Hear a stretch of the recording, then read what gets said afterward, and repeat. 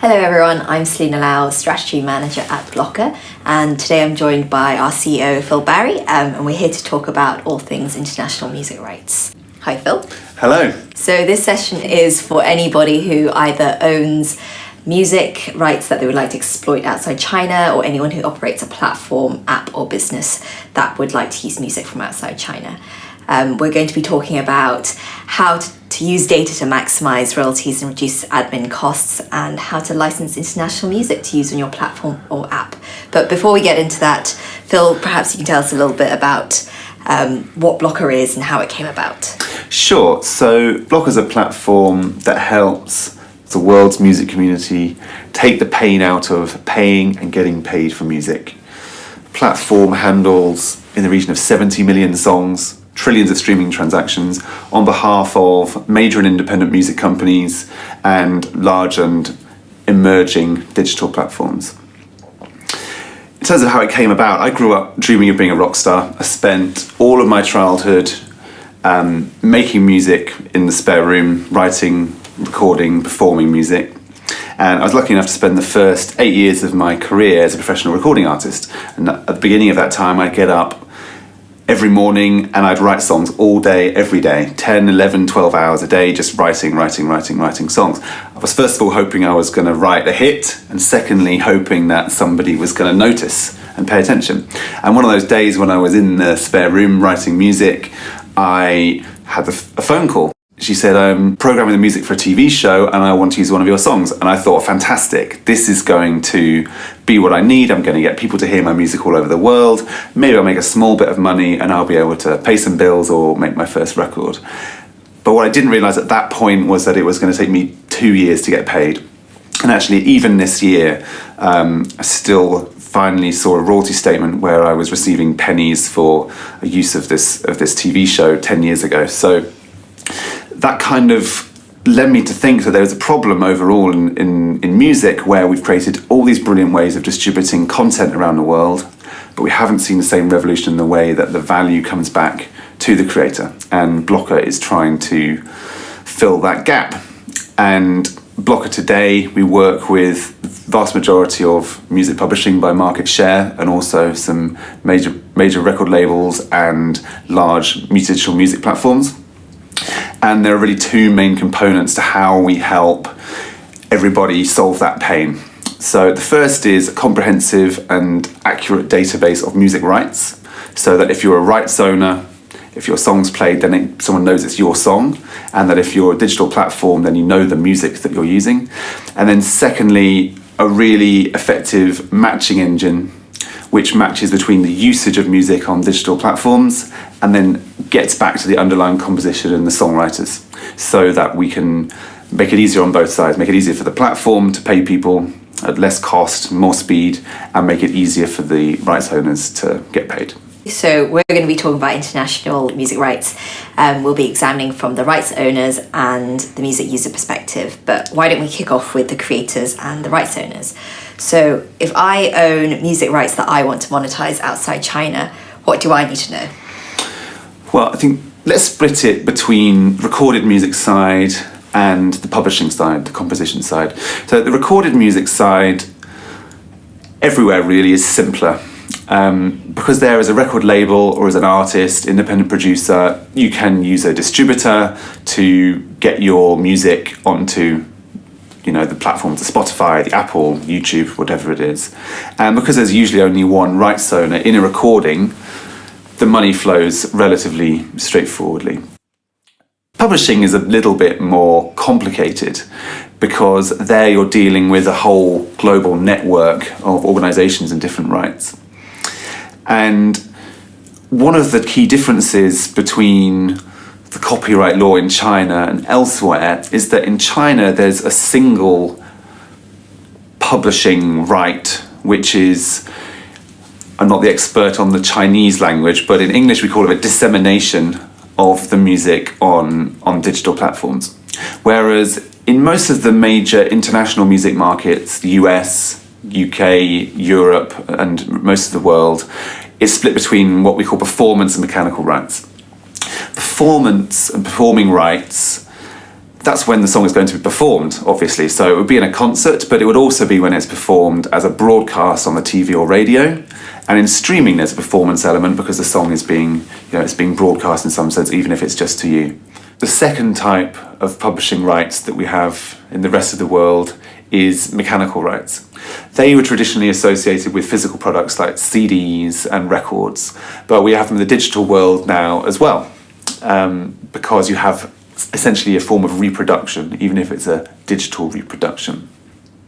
So if you're used to the model of the single right of dissemination in China, then you might be surprised to know that the money flows through different places depending on whether you're talking about the performance right and the mechanical right.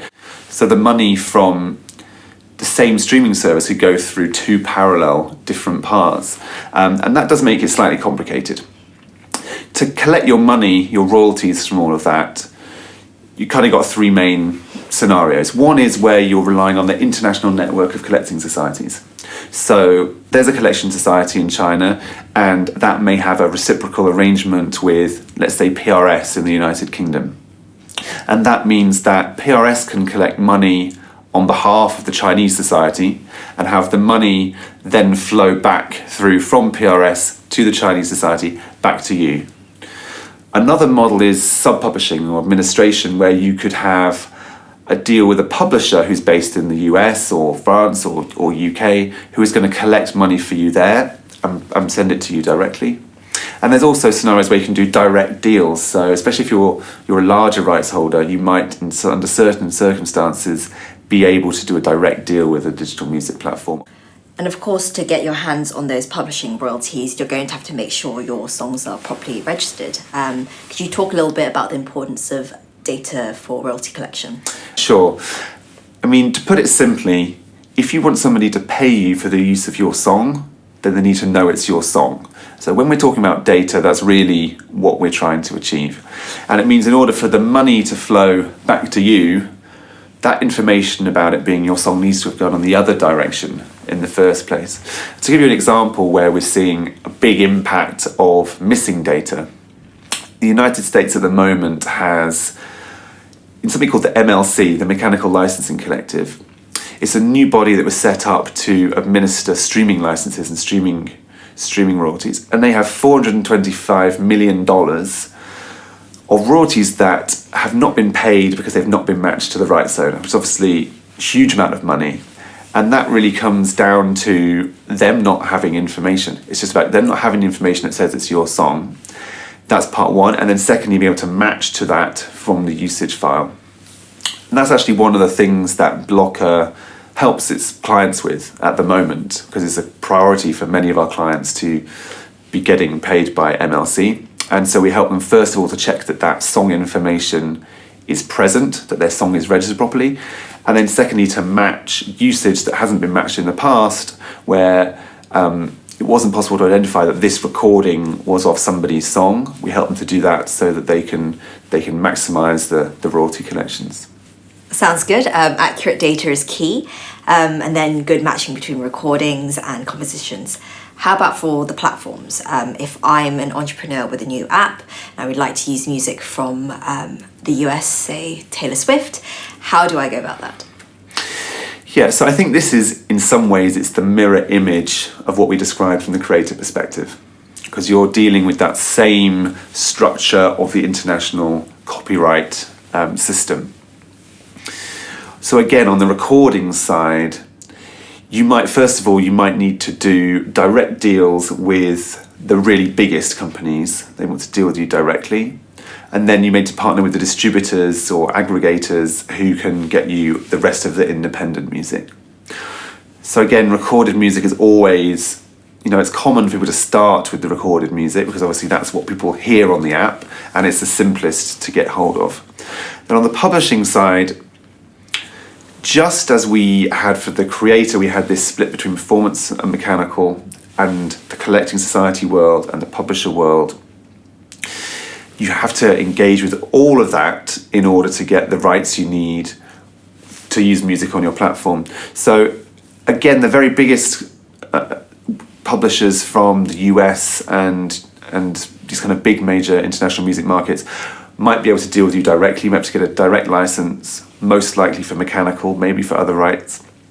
And then for the rest, you may need to deal with the collecting societies. So that could either be the local collecting society in China, or it may be that in some cases you even need to deal with international collecting societies who still have some rights to license music in China. So it is a bit of a complex picture, but one of the things that we offer at Blocker is to help simplify that process for people with new apps. One of the growth areas is fitness, all these social and video type apps and gaming and everything else, to at least the parts that are not part of the collecting society system, to at least make that standardized and as simple as possible. And that's in everyone's interest, because the rights holder wants people to use their music because they want more people to hear it and they want to get paid for it. On the other side, if you are an entrepreneur with a new app, you obviously want to use good music. So it's in everyone's interests to make it as simple as we possibly can.